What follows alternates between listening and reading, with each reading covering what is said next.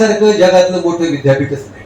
मी त्या विद्यापीठाचा विद्यार्थी आहे आणि तुम्हाला खरं सांगतो, मला जे काही समजलं, मला जे काही उमगलं मी ते तुम्हाला सांगेन. कारण आईसारखं विद्यापीठ काय नाही, कारण आईच्या विद्यापीठाच्या प्रमाणपत्राची बरोबरी फॉरवर्ड नाही कोणत्या जगातल्या विद्यापीठाच्या प्रमाणपत्राला करता आली नाही. आणि म्हणून आई ग्रेट आहे. आई म्हणताना सुद्धा ओठांना ओठ चिकटत नाही, मनाला सुद्धा त्रास नको म्हणून आई म्हणजे किती बघा ना, किती कमाल आहे. आणि ती आई सारखं त्या विद्यार्थ्याला सांगते, सारखं त्या मुलाला काम सांगते की तू हे कर, तू ते कर. पोरगा वैतागून जाते.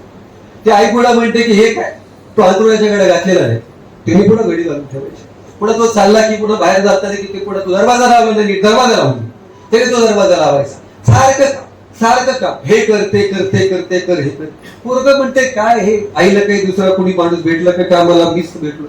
पण त्याचे काही राग, त्याच्या संताप त्या वेळेला तो भेटतो होतो. पण बराच काळ असा गेला, तो गेल्यानंतर त्याचं शिक्षण पूर्ण झालं. ते शिक्षण पूर्ण झाल्यानंतर आता आईला म्हणाला की मला ते इंटरव्ह्यूला जायचंय, एक कॉल आलाय, जाऊ का, आज मी कामच सांगणार आहे. तर ती काय म्हणाली, तुला इंटरव्ह्यू साठी शुभेच्छा आहे आणि मला खात्री आहे तू 100% त्याच्यामध्ये यश मिळवणार, पण जाताना तेवढी लाईट बंद करून जा. ते म्हणते पोरगेला काय कमालच आहे. ते म्हणते ठीक आहे, आईच्या पाया पडते. तो आईच्या पाया पडते. आईला म्हणते चला आज तर तू बेस्ट लक दिले मला. ती म्हणते माझ्या मुलावर माझा विश्वास आहे, तुला बेस्ट लक द्यायची काही सुद्धा गरज नाही. आणि मग तो बाहेर चालला. तर ते म्हणाले की बाहेर जाताना कडी लावू नकोस, फक्त पुढे करून जा. हे कायम चालूच आहे. पुढे गेटवर जातो. ती म्हणते गेटचा आवाज न करता बाहेर पड, कारण आवाज करत घराच्या बाहेर कधी पडायचं नसतं.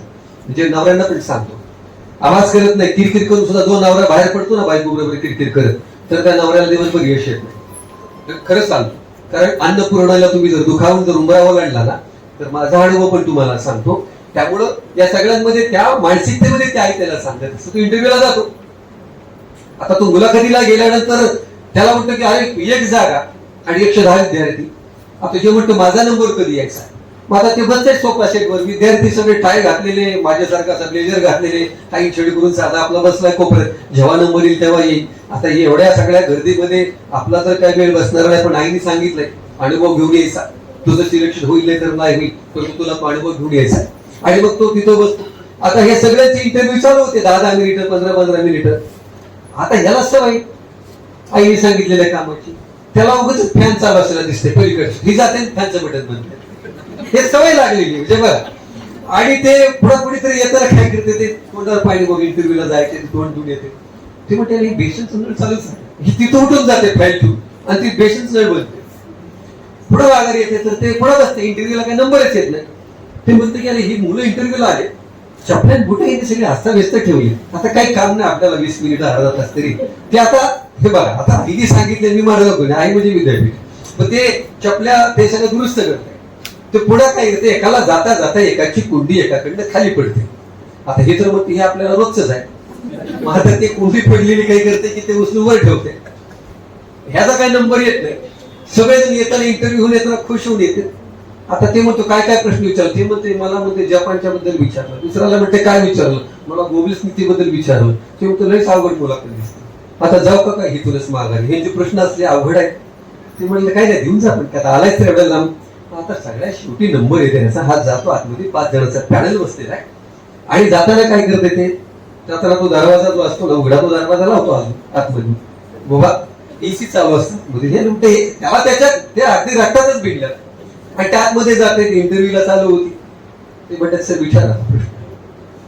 ते काय करतात की तुम्हाला काही प्रश्न विचारायचे, आमची काय आता परिस्थिती नाही, आमची काही मानसिकता पण नाही. ते कागद घेतात, ते लोखंडा घेतात आणि हातात देतात. ते म्हणते काय झालं सिलेक्शन, म्हणजे प्रश्न काही विचारलेच नाही तुम्ही, मुलाखत काही घेतलीच नाही, झाली मुलं. आणि मला बाहेर येऊन अनाउन्समेंट करायचे. पण त्याला बाहेर घेऊन येतात. ते म्हणतात आजचा या सगळ्या 100-110 मधला आपला असा कॅन्डिडेट जो निवडलाय तर तो हा आहे. तर ते म्हणते माझी मुलाखत सर घेतलीच नाही. ती म्हणते मुलाखत तुझी आल्यापासून चालू होती. या संस्थेमध्ये आल्यानंतर तू जो फॅन बंद केला तो आम्ही सीसी मधून बघितला, तू चपल्या नीट ठेवल्या आम्ही सीसी मधून बघितल्या, तुझी कुंडी उचलून ठेवली ती आम्ही पाहिली. आम्हाला संस्कारित कर्मचारी पाहिजे, आम्हाला अनुकरण करणारा मुलगा पाहिजे, आम्हाला प्रामाणिक पाहिजे. आणि हेच तुझं सगळं कर्तृत्व आहे. आणि त्याच्यात हे तुझं सिलेक्शन, ही तुझी ऑर्डर. लक्षात येतं की ज्या आईला किरकिर करत होता की लाईट बंद कर, ज्या आईला सांगितल्यानंतर तो तोंडवाकडे करायचा की त्यातला नळ बंद कर, तेवढ्या छोट्या छोट्या आईच्या कामानं त्याला 1.5 लाखाची नोकरी मिळवून दिली. लक्षात घ्या, आईचा मंत्र, आईचं काम, आईचा शब्द लक्षात घ्या की तुमच्यासाठी प्रेरणेचा झरा असतो. ज्या ज्या मुलाला आईकडे ज्या नजरेनं पाहता आलं, मी सुद्धा, माझी आई अशिक्षित तरी सुद्धा मी ज्या वेळेला आईकडे, आईच्या चरणावर माझा माथा टेकवतो, ज्या वेळेला घरातून बाहेर पडतो, त्यावेळेला मला इतकं भारी वाटतं की मला माहिती आहे दगाड गेलेला सूर्य तुम्हाला उद्या पुन्हा दिसेल, माती आड गेलेला माणूस पुन्हा दिसणार नाही. त्यामुळे मी आजही आईला मिठी मारतो, आजही मी वडिलांना मिठी मारतो. मला माहिती आहे बाप आणि आई गुगलवर सापडणारी माणसे नाहीत. ती उमराच्या आत असतात, ती मनात असतात, ती हृदयात असतात.